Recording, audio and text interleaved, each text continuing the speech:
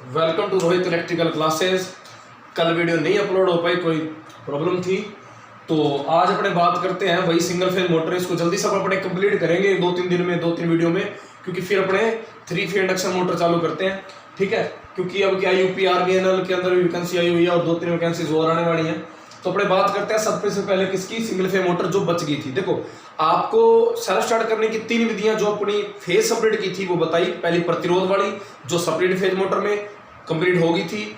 दूसरी आई थी अपनी कैपेसिटर के आधार पर, जो कैपेसिटर के 3 मोटर हैं, capacitor start induction motor, capacitor start capacitor run motor और परमानेंट कैपेसिटर मोटर, तीनों कंप्लीट थी। स्टैंडिंग रिंग के आधार पर स्टैंडर्ड पोल मोटर कंप्लीट थी। आज अपने बात करेंगे कम्यूटेटर के आधार पर जो 2 मोटर हैं, रिपल्सन मोटर और यूनिवर्सल मोटर। ठीक है, रिपल्सन और यूनिवर्सल मोटर। तो आज अपने क्लियर करेंगे रिपल्सन मोटर को। ठीक है, किसको? रिपल्सन मोटर को। तो सिंगल फेज मोटर और मोटर कौन सी? रिपल्सन।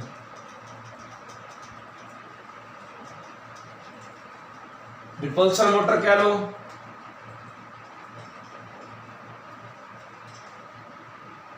प्रतिकर्षण मोटर कह लो।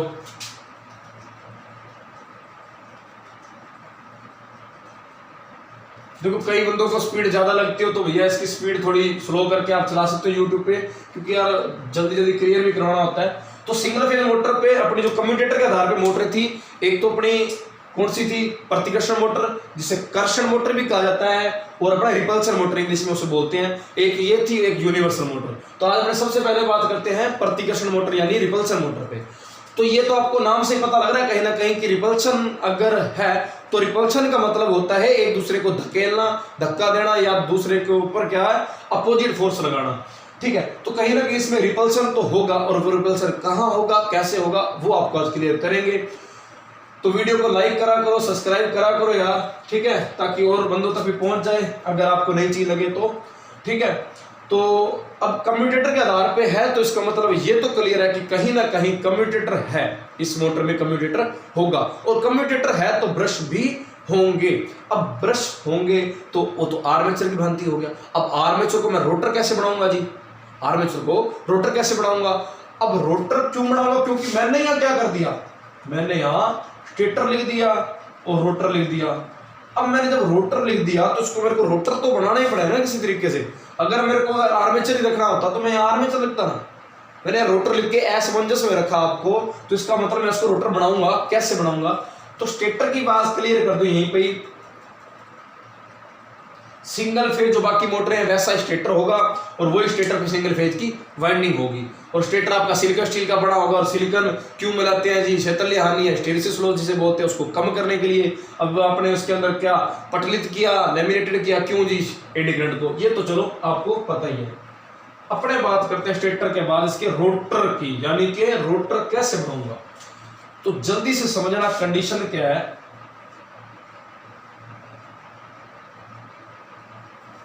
जी आपका हो गया एन, हो गया जी एस, हो गया। मैंने इस पे क्या कर दी जी? सिंगल फेज की वाइंडिंग कर दी। क्या कर दी? सिंगल फेज की वाइंडिंग।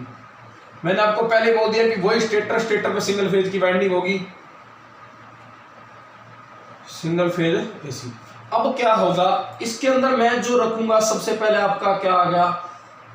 रोटर। अब आर्मेचर कहूं तो आर्मेचर के ऊपर क्या आ गया जी? कम्यूटेटर। क्या आ गया? कम्यूटेटर। अब कम्यूटेटर कह लो, दिक् परिवर्तक कह लो, दिशा परिवर्तक कह लो, एक ही बात है।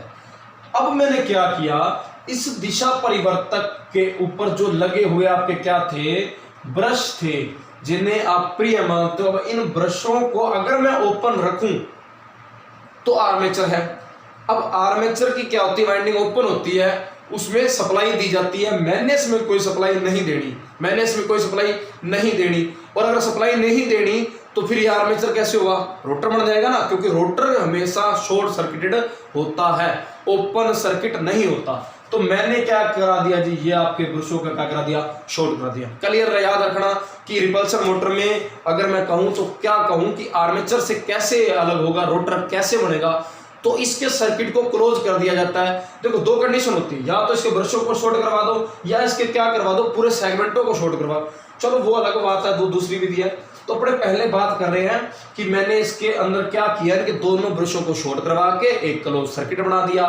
अब क्लोज सर्किट बना दिया जी, तो मैं जब सिंगल फेज की सप्लाई दूंगा तो वर्किंग क्या है कि सिंगल फेज की सप्लाई जब दूंगा तो इसके अंदर मैग्नेटिक फ्लक्स जनरेट होगा, मैग्नेटिक फ्लक्स जनरेट होगा। वो मैग्नेटिक फ्लक्स N से S की ओर जब जाएगा तो कहीं ना कहीं क्या होगा, आपके रोटर से होता हुआ जाएगा।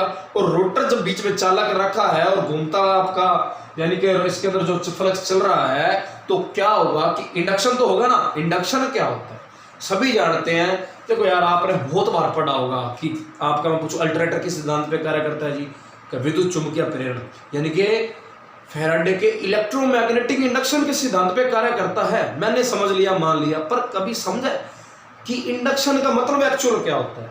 अब एक बात देखो, मैंने बोला विद्युत चुंबकीय प्रेरण के सिद्धांत पे कार्य करता है इलेक्ट्रोमैग्नेटिक इंडक्शन। कहने का मतलब मैंने क्या किया, किसी अल्टरनेटर के फील्ड को डीसी दे दी, एक्साइट कर दिया, मैग्नेटिक फ्लक्स चलने लगा, यानी कि विद्युत दी तो विद्युत हो गया, अंदर फ्लक्स बना, यानी कि मैं ये कह सकता हूं अंदर मैग्नेट बनी, यानी कि इलेक्ट्रो दे के मैग्नेट बनाई, विद्युत दे के चुंबक बनाई। अब ये चीज तो क्लियर है यहां तक, पर एक ऐसा शब्द होता है जो सारा खेल पलट देता है, वो है इंडक्शन, जिसे हिंदी में बोलते हैं प्रेरण। वो क्या करेगा, प्रेरण, यानी कि इलेक्ट्रो दी यानी विद्युत दी, चुंबक बनी। प्रेरण एक ऐसा शब्द है जिसके होते उसमें वोल्टेज जनरेट हो जाती है जी। विद्युत चुंबकीय प्रेरण से क्या होती है, ईएमएफ जनरेट। तो प्रेरण का मतलब उसके अंदर काम एक ही रह गया कि फील्ड चार्ज करी, चुंबकीय बल रेखाएं चली, और जब प्राइमर उसका घूमता है ना, तो प्राइमर जब उस अल्टरनेटर के अंदर रोटर को घुमाता है ना, तो वो यही काम करता है कि उसके अंदर क्या होता है, इसके अंदर तो मैग्नेटिक फ्लक्स जो है वो चल रहा है, उसके अंदर क्या होता है, मैग्नेटिक फ्लक्स तो स्थिर होता है। आप चालक को घुमाते हो, रोटर को घुमाते हो, रोटर को घुमाने से क्या होता है, इंडक्शन। अब इंडक्शन को अगर मैं सिंपल समझाऊं तो क्या होता है, विद्युत चुंबकीय प्रेरण में जो प्रेरण का अर्थ है उसका मतलब है चुंबकीय बल रेखाओं का कटना, चुंबकीय बल रेखाओं का कटना, छेदन होना, गरंथन होना ही आपका क्या कहलाता है, इंडक्शन। चुंबकीय बल रेखाओं का कटना ही क्या है, इंडक्शन। क्योंकि विद्युत दी, एक्साइट हुई, फ्लक्स चला, चुंबक बन गई। अब एक काम क्या किया, प्राइमर से आपने उसके अंदर ग्रंथन करवाया, चुंबकीय बल रेखाओं को कटवाया, कटते ही आपकी क्या होगी, ईएमएफ जनरेट होगी। खैर डीसी जनरेटर जब आपको अल्टरनेटर जब होगा तो और विस्तार से बताएंगे, कोई दिक्कत नहीं है। तो क्या हुआ, सप्लाई दी, वही चुंबकीय क्षेत्र बना, इसके द्वारा उन चुंबकीय क्षेत्र का क्या हुआ, ग्रंथन हुआ, छेदन हुआ, इंडक्शन हुआ, होते ईएमएफ जनरेट हुई। अब ईएमएफ तो जनरेट होगी, पर मैंने क्या किया, इसके इस पाथ को, रास्ते को क्या करवा दिया, शॉर्ट, यानी ब्रशों को शॉर्ट करवाते ही ये एक क्लोज सर्किट बन गया। क्या बन गया, क्लोज सर्किट। तो सिंपल सा है कि जब ईएमएफ थी, क्लोज सर्किट हो गया, तो इसके अंदर क्या चलेगी, करंट चलेगी। करंट चलते ही जो इसके अंदर पोल पड़ेंगे वो क्या होंगे, समान। क्योंकि यहां मैंने अगर ब्रश, अगर मैं यहां बात करूं इस स्थिति में, अब मैं आपको स्थितियां बता ही दूं कि होती क्या है। मान लो ये एक नंबर स्थिति एन एस, अभी एन और ये एस, एक नंबर स्थिति ये होगी, ये होगी N S, sorry N N S S, एक स्थिति ये होगी। समझना, स्थितियां बहुत काम देंगी आपको, ये समझ आ गई तो समझ लो पूरी मोटर समझ आ गई। अब एक कंडीशन और कर दी मैंने जी, ये कर दी जी।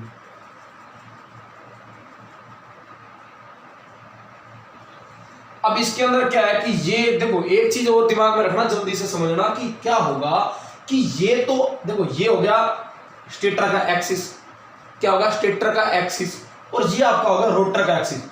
जहां ब्रश होंगे वहां से एक रोटर का एक्सिस बनेगा, ये आपका स्टेटर का एक्सिस होगा। अब जो मैंने इसके अंदर मैं आपको कोण बताऊंगा, वो कोण क्या होंगे, इस रोटर और स्टेटर के बीच के कोण, बीच के कोण। अब बात करते हैं एक नंबर पे, तो एक नंबर पे ये आपका हो गया किसका, स्टेटर का एक्सिस, और यही आपका क्या हो गया, रोटर का। मान लो ये ब्रश है तो यही आपका रोटर का होगा, क्योंकि मैंने इसको ऐसे कर दिया, ये ब्रशों को मैं यहां ले आया, दोनों यहां बन गए। तो जब यहां बनेंगे तो ये इसको प्रतिकर्षण करेगा, ये इसको प्रतिकर्षण करेगा, दोनों में बल समान लगेगा, जिसके कारण आपका रोटर नहीं घूम पाएगा।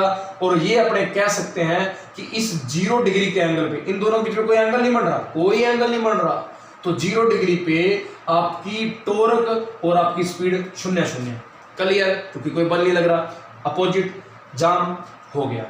इसकी बात करूं, ये इसका रोटर का हो गया, ये स्टेटर का। अब ये इसको यहां से यहां तक समान फोर्स लगा रहा है, ये इसको यहां से यहां तक समान फोर्स लगा रहा है, दोनों में समान फोर्स लग रहा है, ना इधर घूम रहा है ना इधर घूम रहा है। ये चीज है, इसको अगर मैं इधर से समान बल लगाऊं इधर से लगाऊं तो ये तो कंप्रेस हो गया ना, कंप्रेस मतलब संपीड़ित हो गया, ये तो ना इधर घूम रहा है इधर, ये तो कोई कंडीशन ही नहीं हुई। और एंगल जो बना रहा था वो मैं 90 का, तो यहां से ये चीज भी 2 नंबर के क्लियर हो रही है कि यदि 90 डिग्री कोण होगा तो टॉर्क और आपकी स्पीड शून्य होगी, क्लियर। अब बात करते हैं यहां, तो यहां एक कंसेप्ट और आपका क्लियर होगा, वो ये होगा कि आप इस मोटर की डायरेक्शन ऑफ रोटेशन, घूर्णन की दिशा, घूमने की दिशा कैसे चेंज करो। अब क्या होगा कि जब ये कंडीशन कर दूंगा, यानी कि ये आपका किसका हो गया, स्टेटर का एक्सिस, और ये आपका हो गया रोटर का, यानी कि एंगल इसमें बढ़ेगा, एंगल इसमें बढ़ेगा, यानी कि ये मान लो इसके ब्रश हो गए एक एग्जांपल, तो इसकी स्पीड क्या होगी, ये इसको एन पास में है, ये इसको इधर धकेलेगा, यानी कि टेढ़ा बल लगेगा, एकदम संपीड़ित नहीं होगा, ये इधर धकेलेगा, ये इधर धकेलेगा, तो मोटर की स्पीड आपकी क्या होगी, ये मोटर की स्पीड आपकी क्या होगी, ये, यानी कि ब्रुशों की स्थिति अगर इधर है ना तो उसकी डायरेक्शन अपोजिट होगी, क्या होगी, ब्रुशों की स्थिति ये है तो अपोजिट डायरेक्शन होगी। अब मैंने ये कंडीशन इसमें आपको समझाई, ये आपका ब्रुश, अब मैंने ये कर दिया, यानी पहले ये था, मैंने इसको इधर कर दिया, मैंने इसको इधर कर दिया, तो डायरेक्शन ऑफ रोटेशन कैसे चेंज होगी कि इसको यहां ले आया, यानी कि ये यहां आ गई, तो ये रही। अब क्या होगा कि समान पोल यहां बढ़ रहे हैं, ये इसको इधर धकेलेगा और ये इसको इधर धकेलेगा, यानी कि ये इसको इधर धकेलेगा तो ये यहां आएगा, फिर ऐसे घूम जाएगा, यानी कि ये चीज यहां से ऐसे घूमेगी, यानी कि नजदीकी पोल प्रतिकर्षण करेगा, ये इसको प्रतिकर्षण करेगा, मोटर ये घूमेगी इधर, इधर अगर ब्रुशों की स्थिति ले आऊं तो ये इधर घूमेगी, क्लियर है, ये चीज यहां पर आपको समझ आ गई होगी। यहां 0 degree speed torque 0, 90 degree speed torque 0। अब ये कंडीशन मान लो मैंने इसके अंदर इसका और इसका जो ब्रुश है ना, 2 कंडीशन और बताऊंगा, 20 और 45 डिग्री की, 20 और 45 डिग्री की। तो एक चीज दिमाग में रखना कि जो 20 डिग्री है हमेशा मोटर को उसी पे चलाया जाता है, ठीक है।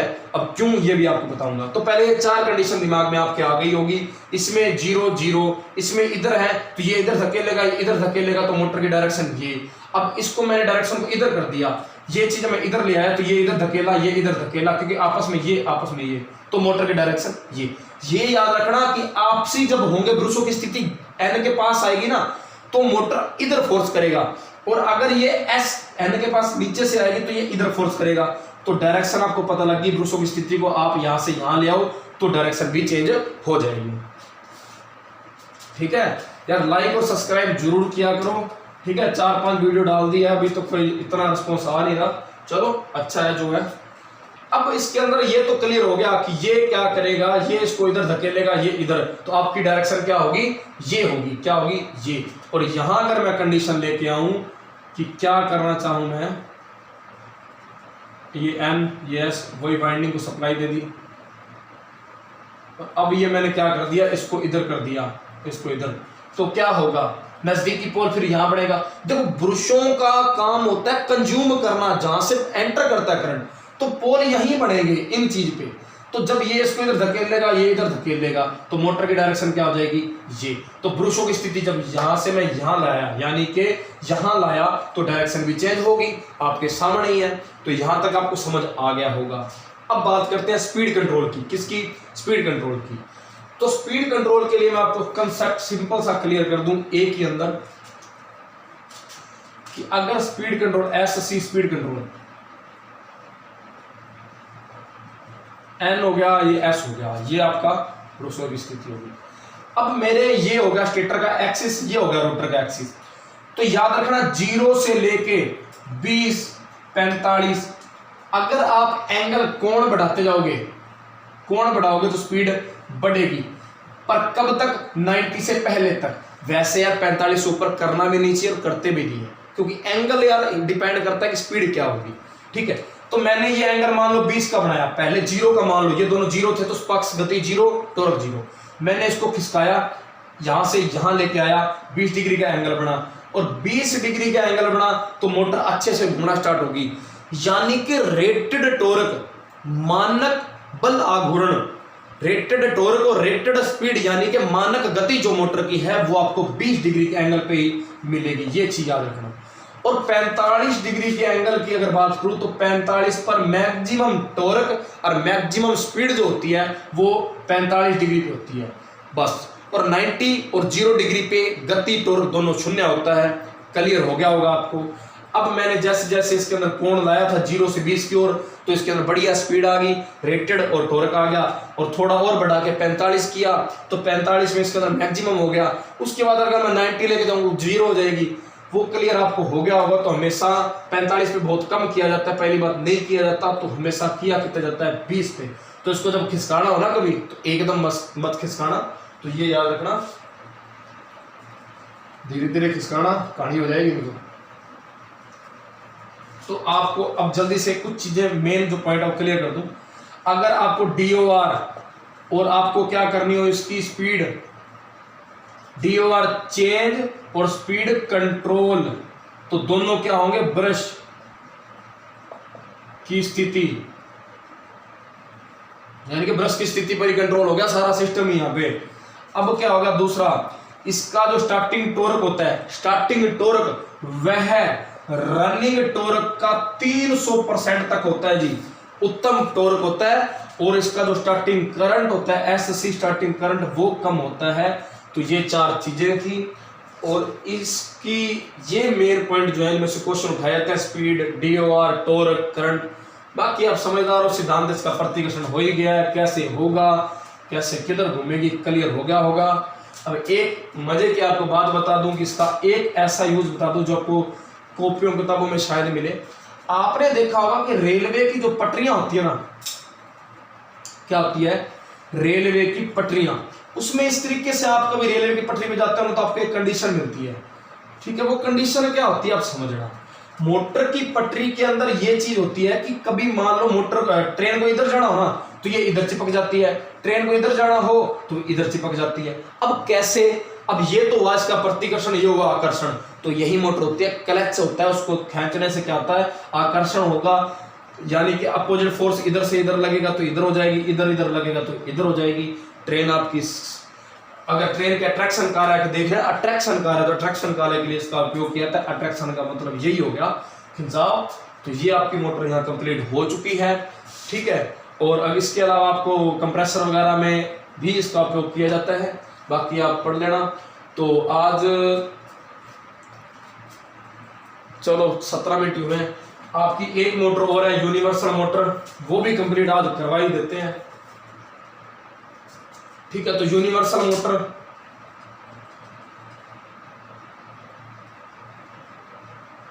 इसे सार्वभौमिक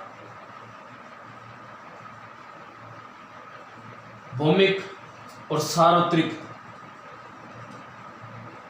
मोटर भी कहा जाता है। तो ये चीज याद रखना, इसे सार्वभौमिक कह लो या सार्वत्रिक मोटर कह लो, एक ही बात है। अब सभी एक चीज जानते हैं इसके अंदर, यार थोड़ा बहुत ही कंप्लीट हो पाएगा। तो एक चीज आपको बता दूं कि आपके ये चीज तो आपने देखी होगी जी, इसको AC और DC पे चलाते हैं, ये चीज भी कह देते हैं। और साथ में ये भी कह देते हैं कि ये DC सीरीज मोटर की भांति होती है, ठीक है भाई, DC सीरीज मोटर की भांति होती है, यानी कि ये AC-DC पर भी चलती है, DC सीरीज मोटर की भी भांति होती है। तो भाई दोनों में असमंजस डाल दी। क्या असमंजस डाली कि आपकी, अगर मैं सिंपल सा क्वेश्चन पूछूं कि DC सीरीज मोटर को, DC सीरीज मोटर को अगर मैं AC सप्लाई दूं, अगर मैं AC सप्लाई दूं तो क्या होगा, DC सीरीज मोटर को मैंने AC सप्लाई दे दी तो क्या होगा कि आपकी मोटर की ये तो होगी जी फील्ड, और ये हो गया आपका आर्मेचर। यहां पर मैंने AC दे दी तो इसके अंदर तो AC जाएगी, यहां पर कम्यूटेटर ने क्या कर दिया, AC को DC में कन्वर्ट कर दिया। तो यानी कि यहां DC गई और यहां आपकी AC गई। तो जब मैंने AC दे दी तो इंडक्शन के कारण इसके अंदर वोल्टेज भी जनरेट होगी। अब इसके अंदर रिएक्टेंस वोल्टेज जनरेट होगी, कौन सी, रिएक्टेंस वोल्टेज, क्या कहेंगे, रिएक्टेंस वोल्टेज कह लो या प्रतिघाती विभव कह लो, प्रतिघाती। अब वो क्या करेगा, इसके सिरे पर स्पार्किंग का काम भी करवाता है जी। मोटर गर्म भी होती है, मोटर की दक्षता बहुत कम होती है, मोटर थोड़ी बहुत शोर भी करती है, और मोटर क्या है धीरे धीरे भी चलती है। तो यहां पर तो ये कहानी होगी जी। अब इसको डीसी सीरीज मोटर भी क्या दिया, एसी डीसी भी क्या दिया। अब जब मैं इसको मान लो ये डीसी सीरीज का सर्किट बना के इसको मैंने एसी दी, तो कहानी हो रही है यहाँ पर, तो सरेआम इसके अंदर तो सारा सिस्टम ही उल्टा पड़ रहा है।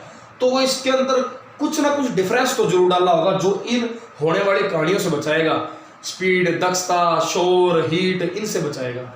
तो वो क्या है आपकी एक अंतर है जी। वो क्या अंतर है, ये आपकी होगी फील्ड, ये यहां पर एक वाइंडिंग और करके फिर आपका जुड़ा जाता है क्या, आर्मेचर। ये एसी दे दो चाहे डीसी दे दो, एक ही बात है, कुछ भी दे दो, ये आपकी फील्ड होगी। इससे बोलते हैं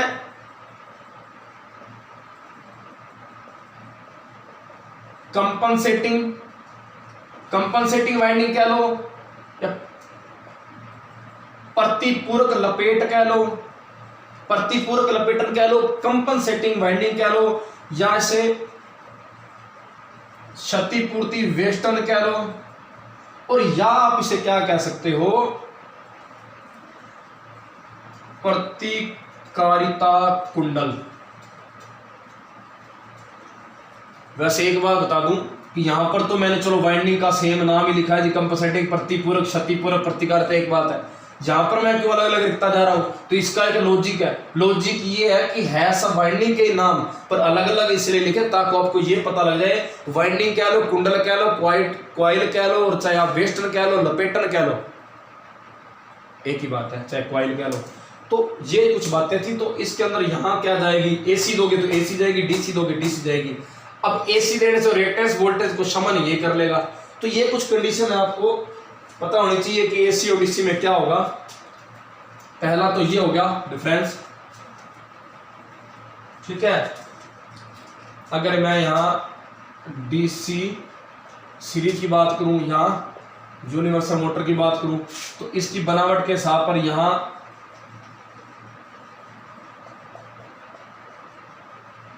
कंपनसेटिंग करो ना करो कोई दिक्कत वाली बात नहीं है, पर यहां तो अनिवार्य है, ठीक है। उसके अलावा इसके अंदर क्या है कि सिर्फ डीसी पे काम करती है, एसी अच्छी दक्षता नहीं देती। ये एसी और डीसी दोनों पे कार्य करती है। इसके अलावा क्या होगा कि आपकी डीसी सीरीज मोटर के एयर गैप का भी अंतर है,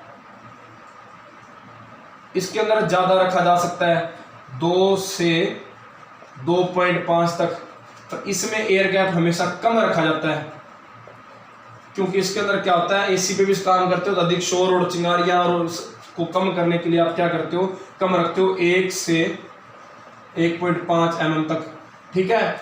और एक बात और, इसको अपने क्या है कि यूनिवर्सल को एसी पे भी चलाते हैं, तो एसी पे चलाने से फ्रिक्वेंसी जो आपकी होती है वो आपके एडी करंट के स्क्वायर में होती है, एडी करंट के स्क्वायर में। तो इसका मतलब फ्रिक्वेंसी है तो एडी करंट भी आएगा, एडी करंट आएगा तो इसका मतलब इसके जो पटलन होगा, जिसके अंदर अपने लेमिनेशन होगा, उसकी मोटाई क्या होगी, ज्यादा होगी, ठीक है। तो ये कुछ कंडीशन है यूनिवर्सल मोटर और डीसी सीरीज मोटर के अंदर, ठीक है। तो और एक और बात है कि डीसी सीरीज मोटर को आपको स्टार्टर की ज्यादातर आवश्यकता पड़ती है, आपने देखा होगा 2 स्टार्टर, ठीक है। तो यूनिवर्सल मोटर आपके ग्राइंडर, मिक्सर इनमें उपयोग होती है, तो आप कोई स्टार्टर यूज नहीं करते, ठीक है। अगर मैं यूजेस की बात करूं तो यूजेस आपका मिक्सर, ग्राइंडर, जो ग्राइंडर मतलब ये नहीं कि बड़े बड़ा ग्राइंडर आपका पोर्टेबल का मतलब हो गया एक जगह से दूसरी जगह, जैसे आपकी पीडीएफ होती है, पीडीएफ फाइल, उसको पोर्टेबल डॉक्यूमेंट फाइल बोलते हैं। पोर्टेबल का मतलब एक जगह से दूसरी जगह अपने आसानी से भेज सकते हैं। और मिक्सर हो गया, ग्राइंडर हो गया, और आपका ग्राइंडर जो होगा पोर्टेबल होगा, और आपका वैक्यूम क्लीनर, और आपकी है ड्रिल मशीन। तो ये कुछ चीजें हैं, इसका आप समझ ही गए होंगे, ठीक है। ये इसके मिक्सर हो गया, ग्राइंडर पोर्टेबल हो गया, वैक्यूम क्लीनर हो गया, ड्रिल मशीन होगी, इनमें इसका उपयोग किया जाता है। अब इसके जो अगली वीडियो में कराऊंगा स्पीड कंट्रोल, ठीक है, कार्य प्रणाली। तो ये कंडीशन 2-3 है जो बच गई, वो अगली मोटर अगली वीडियो में कंप्लीट कर देंगे। ठीक है, तो आज के लिए इतना ही। जय भारत, जय हिंद। और आप एक काम लाइक और सब्सक्राइब वाला जरूर करें। ठीक है।